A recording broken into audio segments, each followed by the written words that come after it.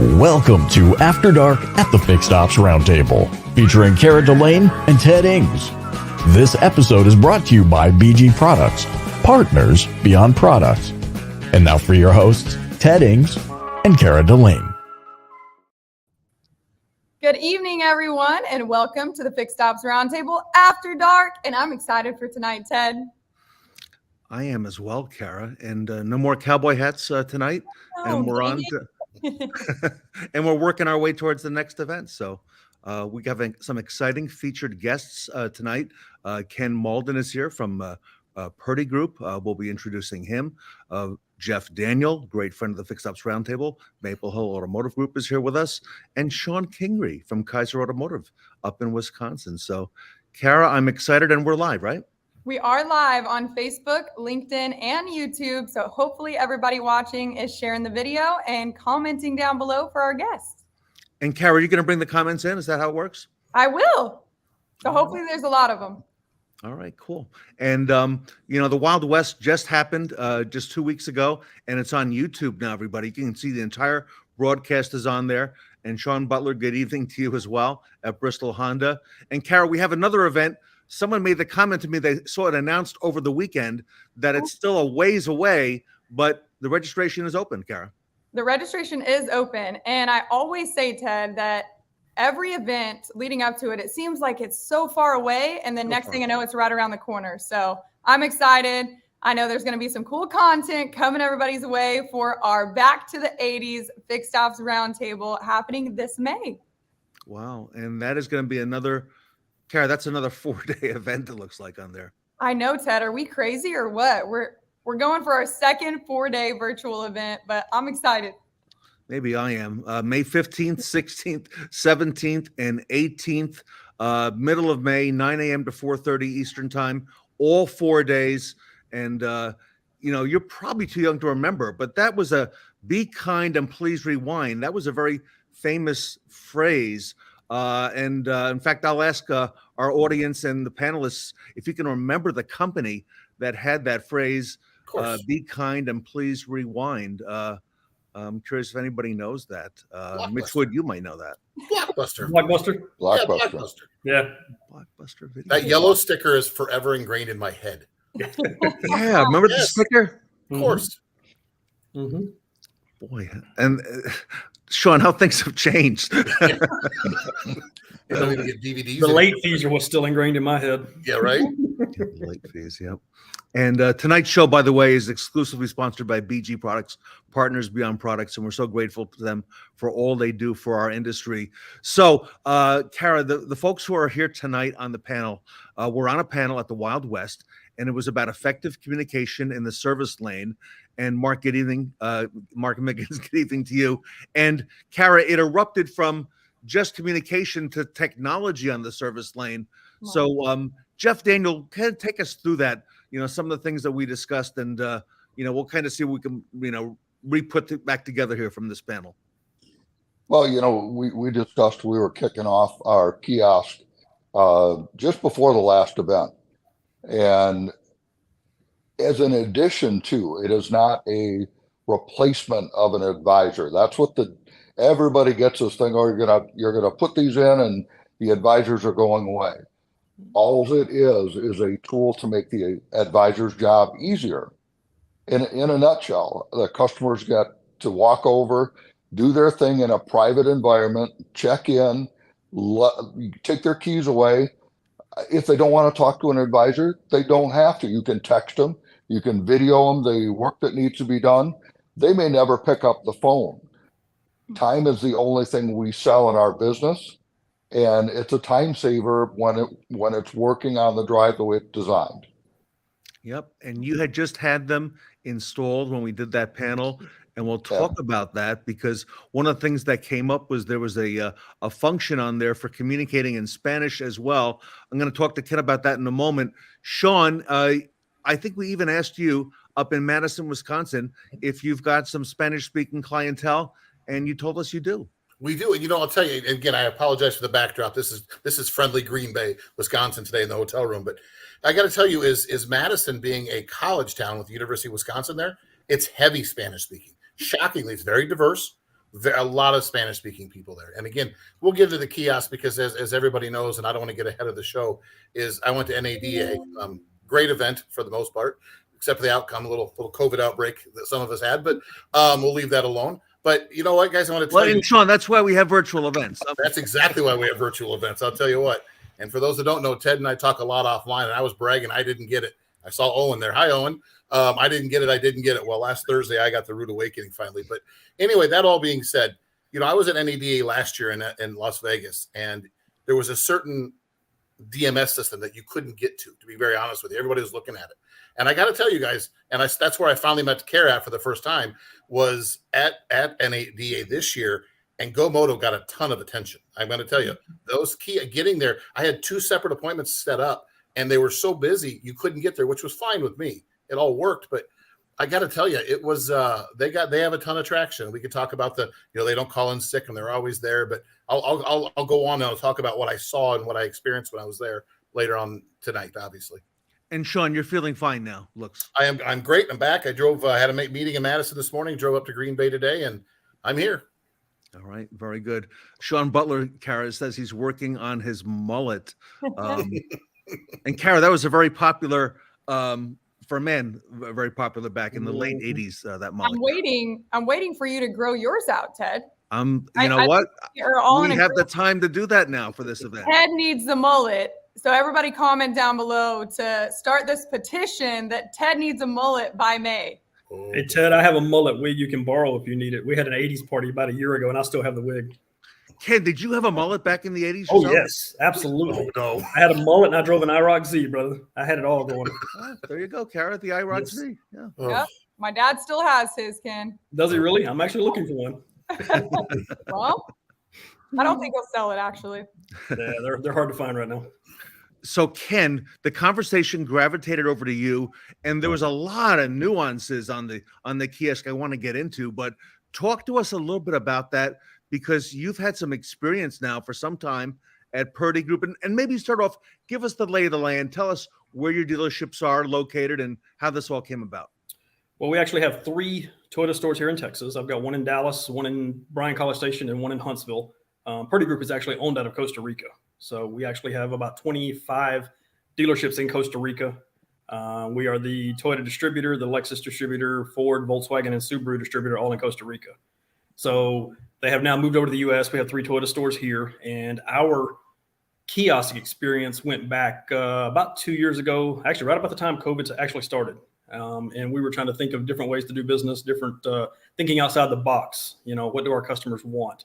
And I know, the comment was made a while ago about we sell time.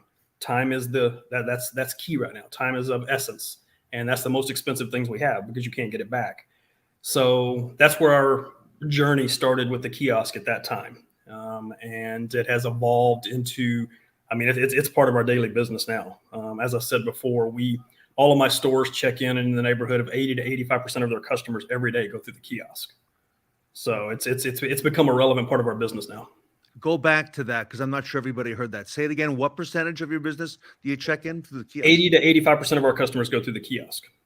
Wow. So, Ken, that's no accident. How do you do that? Do you have somebody helping the customer? How did you get there? Take us to that. Yeah, it's all about the process. That was the one thing that we did when we made the initial investment into this thing was we were thinking, okay, how's this going to look? How's this going to work? So we actually came up with the idea of putting what we call a concierge out there. We have kiosk concierge. And ultimately what they do is they greet the customer at the car. They get the necessary information off the car, and then they walk the customer over to the kiosk, and they actually tell them, like, come with me, let me get you checked in. And that's how it goes.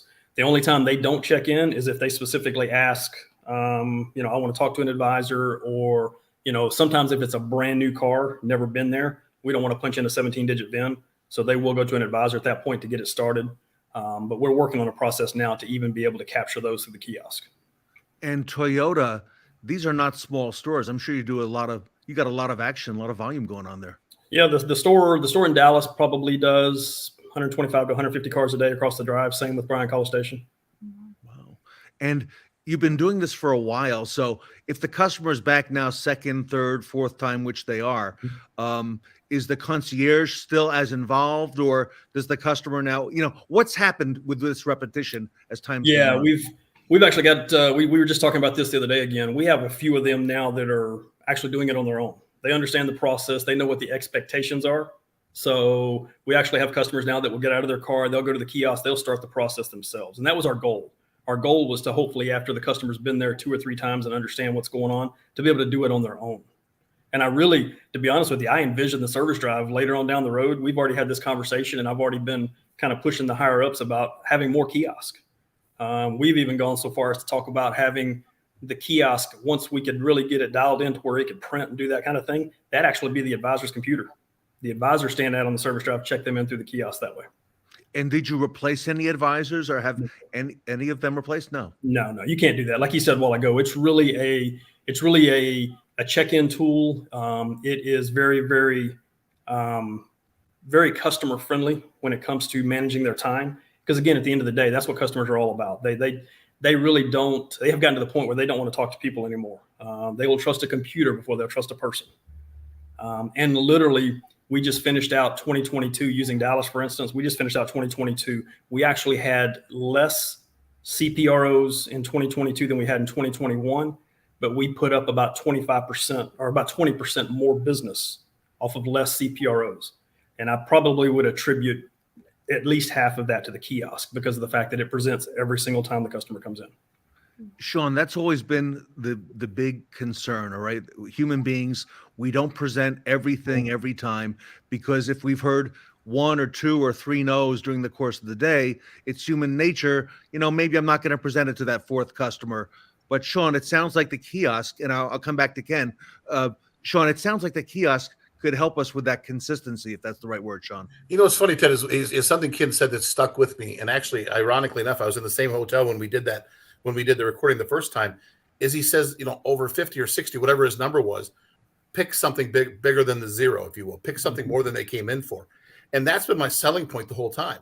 Because again, I go back to the COVID era, back up in Pennsylvania, where they had F&I, because they obviously had to close down, and they were doing it. And they went to F&I people that were computer-based. And they were selling more than the F&I people were, because people don't select the cheap stuff. They may not pick the great expensive stuff, but they'll at least pick something down the middle of the road. Mm-hmm. And that's stuck with me. And I probably I bet you I've told 200 people that story since that recording, of saying that people pick something in the middle of the road. And again, I don't want to get way off base here at where you're at. Something else for the Ford stores of the world out there, now that there's a ton of money attached to pickup and delivery. Something I learned when we were in Dallas, when Kara was there, is you have to, where you offered pickup and delivery. It did they, but where you offered it. And when I say big money, guys, you want to pay for a kiosk. There's enough money in 1 month, a payout from Ford for this. And while I was there, they programmed the question. Would you like, they're already there. I get it. It's not pickup. Okay. But would you like us to deliver your vehicle for you? The kiosk asked the question. And by the way, it never misses. It asks every single time, because it's a step in the kiosk. Literally, I'm not kidding. I was standing there. They programmed it. Boom, it came right up. Everybody they checked in, they got to ask the question, would you like us to deliver your vehicle? Ed Roberts, I hope you're taking note of this, because we're talking about you, and we're talking about mobile service and the consistency, Ed, in that kiosk. Ken, you've also measured it when the consumer is offered a choice, of, let's say, good, better, or best. You did a pretty detailed study over a long period of time, and tell us some of the things that you found in terms of what the kiosk was able to, get in additional sales, as opposed to, just the advisor. Well, it's ironic, just like he was saying just a minute ago. Customers tend to, when you check into the kiosk, we have a good, better, best. Okay. Well, I can guarantee you about probably 75 to 80% of those customers, they always choose that middle service. Mm-hmm. They don't want to choose the least expensive, but obviously they don't want to spend the most money either. They're going to choose that one in the middle. So those ones in the middle, if you build them correctly, believe it or not, the ones in the middle, obviously at the end of the day, we're all here to make gross profit. At the end of the day, well, if you choose the one in the middle, it's got the most gross profit built into it. Mm-hmm. It's better than the most expensive, and it's better than the least expensive. So when we started studying that and watching that and just running reports, and it probably took us the first year of having these things to really figure this all out. As we were building our process, and we still build every day. We had a meeting. We have a Monday meeting every day, and we talk about this kind of stuff. So it was really ironic once we started diving into the reports to figure out, okay, you know what, this is what they're choosing. This is what they're after. And one other thing, what he said a while ago about, you know, the Ford stores and putting that comment on there about pickup and delivery. Mm-hmm. Our store had a problem with car washes. Okay. Because we get graded by Toyota on time and service. You know, time and service is huge. And Toyota's focused on, you know, getting that customer in and out in less than an hour. Okay. Well, I tracked it all the way through and we figured out our car wash was our hang up because we tried to wash every single car. But you get a car back there in the car wash. I mean, I got to the point where I timed it to where, you know, it takes 2.5 minutes for the car to go through the car wash. Okay, well, if my express department drops off 6 cars at one time, that 6th car, he's 30 minutes out. Mm-hmm. So we're trying to figure out, okay, how do we work through this? So we put a question on the kiosk. It says, would you like to have your car wash? Would you like to have a complimentary car wash today? Yes or no? And then in parentheses, it says, if you choose yes, this may add up to 20 minutes to your service. Well, all of a sudden our car washes went down about 50% because customers didn't want to wait. Mm-hmm.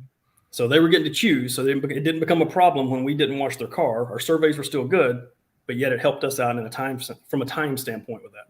And Ken, you're able, so it sounds like you're able to add questions and add your own, you know, your own specific things, nuance to your dealerships in the kiosk. These things are fully customizable. Yes. It just really depends on how deep you want to go. That's one thing we have noticed too. When we first launched them, I think we probably went too deep, meaning we had too much on it. The one thing I have noticed is keep it simple. Keep it simple. You know, it's kind of like what we used to do with our old mailers, service mailers. You've ever seen the service mailers you send out and they'll have about 50 offers on them? They're so confusing. People look at them and they just throw them to the side. You know, when you do your kiosk, that's the one thing I can stress probably more than anything is keep it simple. You know, we have our 3 main services on there for the good, better, best. And then we have an a la carte menu that probably has 15 items on it total, you know, and then we have our questions. Okay. Kara, you're a consumer.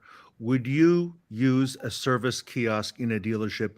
And if so, under what circumstances would you use? Yeah, I think there's 2 ways that I see tons of value in this. And I feel like our society nowadays is kind of programmed that way anyways. I mean, talk about the airport. You know, the line's shorter at the kiosk to get my boarding pass and my tag for my bag versus waiting in this long line to talk to one of the people at the desk. So many different businesses are going to that model these days. There's movie theaters like that. And so I feel like our society is so in tune with that if I saw something that I could check in real quick, save time, there's a line at the desk, then I'm going to do that. And then once I got to see the kiosk in person, I thought, what a great idea of being able to pick up your keys if nobody was there. How many times do I see, you know, our sales staff still here late at night, the gates are still open to the dealership, but service is closed. And they walk in and ask one of our salespeople, hey, can I get my car today? And maybe the salesperson doesn't know what's going on. They don't feel like they can release the keys or they don't have the keys. Well, if they were in the kiosk, then the consumer can grab their car and leave really easily. And we don't even have anybody there. Well, Jeff, did you get any pushback when you installed the kiosk? Take us through that. No, not from the staff, because some of our nuances are exactly what Kara just mentioned. I had a customer last Thursday, a medical emergency. Her and her husband went to the grocery store. He had something happen. They had to go to the hospital. Car's done. Extra cars now in my parking lot, paid for. What do I do with the keys? Mm-hmm. New enough car, can't lock the keys in the car. Texted the customer who's in a hospital room with their husband. Hey, we're going to use this kiosk. Here's the code for it. Keys will be in 13 cars locked up out front. They picked it up at 11 o'clock at night when they finally got out. Now, they needed that car for the next morning. I've got 2 options. Leave the keys under the floor, unlocked. Not a great idea. Wait for tomorrow morning, which defeats the purpose of them needing a ride. Or I could drive it to their house, which we certainly offered to do, but they don't want us going to the house when nobody's home. So it was a no-brainer. I mean, we in 2 minutes, that problem solved. It's off of we don't have to worry about it. 6 o'clock. Oh my God, we still have this car sitting here. What are we going to do with it? We knew whose car it was, and immediately it got handled. Keys locked up, customer tickled pink the way it happened. So we take those comments and give them to the advisors as look at, nobody was involved. You guys all got to leave on time.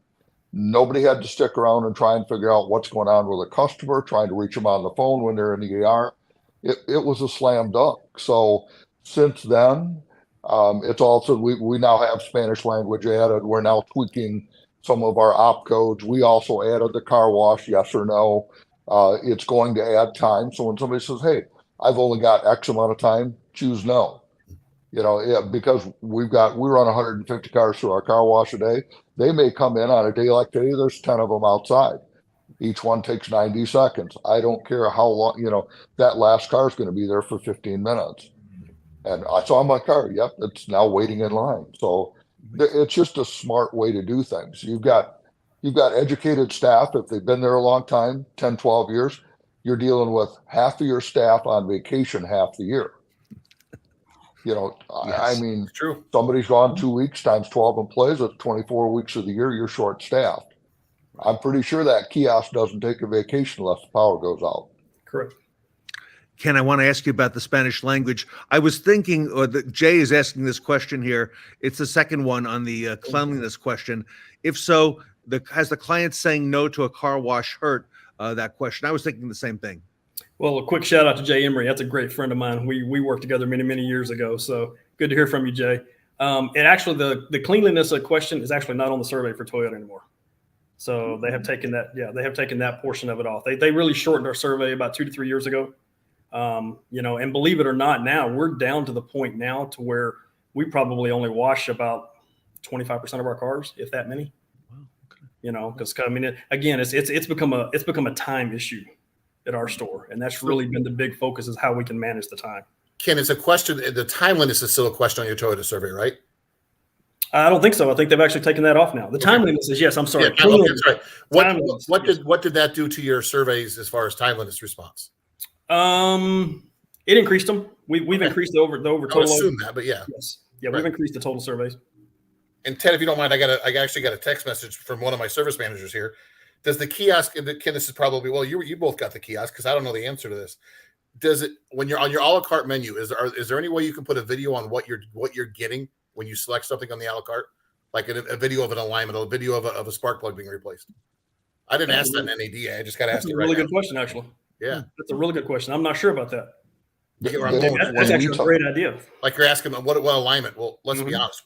We all know, and everybody here, maybe not Ed Roberts, but everybody else knows what alignments do. Okay. Right. Sorry, Ed, I love you. No, but everybody else knows what alignments does. But does a customer know, and do they understand what they're getting with an alignment? A video attached would be really cool. That's actually a great idea. Yeah. All right. So, Ken, Kara, maybe we'll go back and we'll pose that question to Go Moto. And we'll have a conversation with them tomorrow. They'll be calling me in the morning because I got another issue I want to talk to them about. All right. Ken, go back to that Spanish language because you do a significant amount of business with the kiosk in that Spanish option. Take us through that if you don't mind. It actually is a very, very easy process to use on the kiosk. It basically has a button up in the top right-hand corner, and at any time during the process, you can click back and forth. Because I've got a couple of concierges that are bilingual, so they can speak both, but I've got a couple that don't. And they only speak English. So it really helps for them to be able to go back and forth with, they can toggle with that switch back and forth. So it is very customer friendly, user friendly. And that was one of my concerns when we were pushing it, because I pushed it from day one, because especially my store in Dallas, kind of like what you were talking about up north, we have a huge Spanish clientele at that store. So it actually was, it worked out very well. It actually upped my check-in percentage even more, because a lot of those clients, we were struggling to be able to check them in through the kiosk before we had it.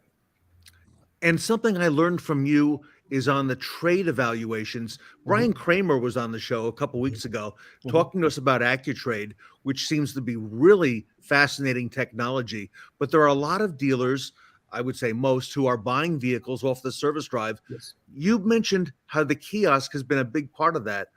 Take us through that, because that was really unintended how that kind of came out.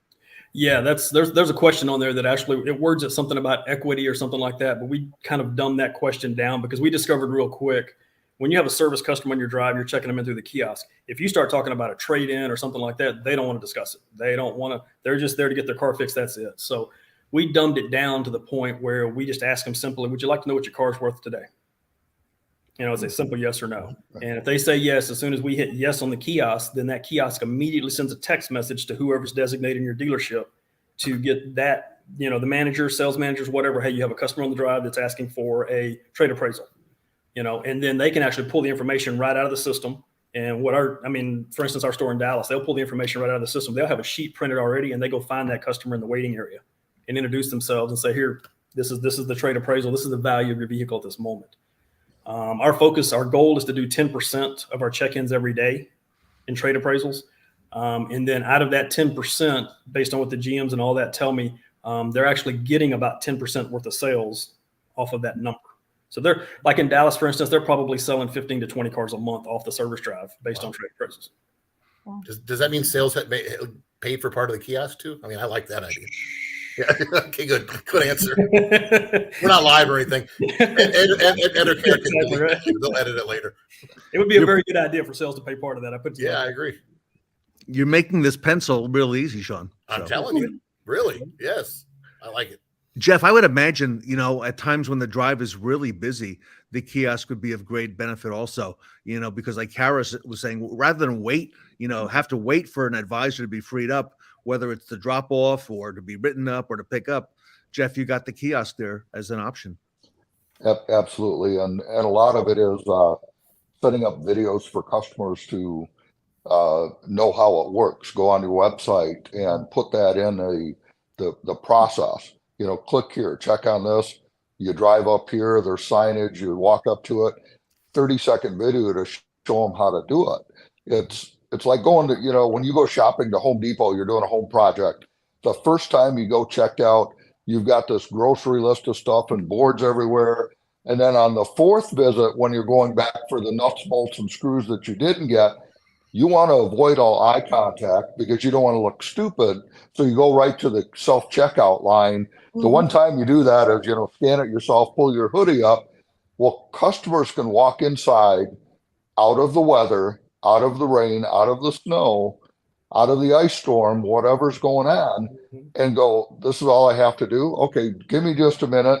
Let me get my stuff transferred. Oh, you're getting a loaner car too. The advisor can be doing the important stuff, and the customer does the old pen and paper stuff for you. They're doing all the dirty work. They're verifying their email. They're verifying their phone. They're telling you whether they want a car wash or not because you make it a mandatory question. Instead, the advisor doesn't miss it and forget about it. And we put something like free alignment check. Really? You'll do it for free? Absolutely, because I guarantee you're going to sell off of that. Our upsell right now is about just over 30%. It's nowhere near what Ken's doing, but 30% strong for people picking something that they didn't come in for and going, oh, gee, maybe I want that. And it spits the price out and away we go. So 30% is better than zero. It is. That's 30% something you wouldn't have had probably. You are correct. Right. And Ken, the kiosks have been out now for a number of years. We hadn't heard a whole lot publicly about them in the last maybe year or 2 years. But Ken, it seems like maybe now its time has really come. Oh, it has. I think it really, really has. I can tell you that, like I said, we've been on them pushing 2 years now. It took us probably our first year to really get it, I guess, dialed in, so to speak, and we still work on it every day. But I have a lot of stores, a lot of different brands and all that come visit us. I mean, we've got them all over the country that fly in to see it and visit us. And, obviously talking with Go Moto and Reynolds and those guys about it. But I think the traction on them is really, really starting to pick up. All right, everybody. So Go Moto at gomoto.com has the information on it. All the gentlemen that are on tonight, Ken, Jeff, and Shon, are on social media, on LinkedIn, on Facebook. Let me just go around one last time. Jeff, starting with you for last word that you'd want to share with the audience, and then I'll come to Shon, and then Kara, and then to Ken last. Don't be afraid of technology. If it doesn't work, take it out. If it does work, give all the feedback you can. Give the manufacturer the feedback to make it better, and then try it again, because that's what we do for a living. We fix cars, but if it saves me 5 minutes, an hour, that's a lot of time at the end of the week that my advisors can spend in busy time. Yeah. Makes a lot of sense, Jeff. Thank you. Shon Kingrey. As I talk about, I work for a group now that has a lot of 40+ year employees. And as those employees are starting to retire and move on, I think this kiosk is a good solution to that problem. I really do. We're all used to it at the airports. We're all used to it at Home Depot, to his point. I think and it's also bilingual, which, by the way, solves a lot of other problems where you're not trusting that 3-year-old daughter to translate something that if you go to court, you're going to lose on.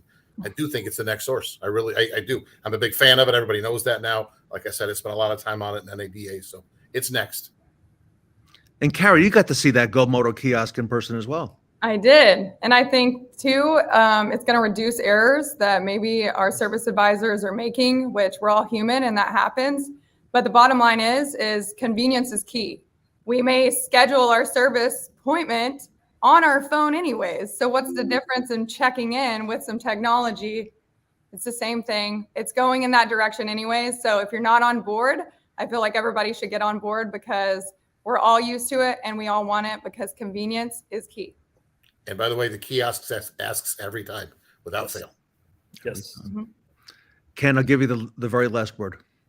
All I can tell you is that just like with anything else in our business, it's all about your process.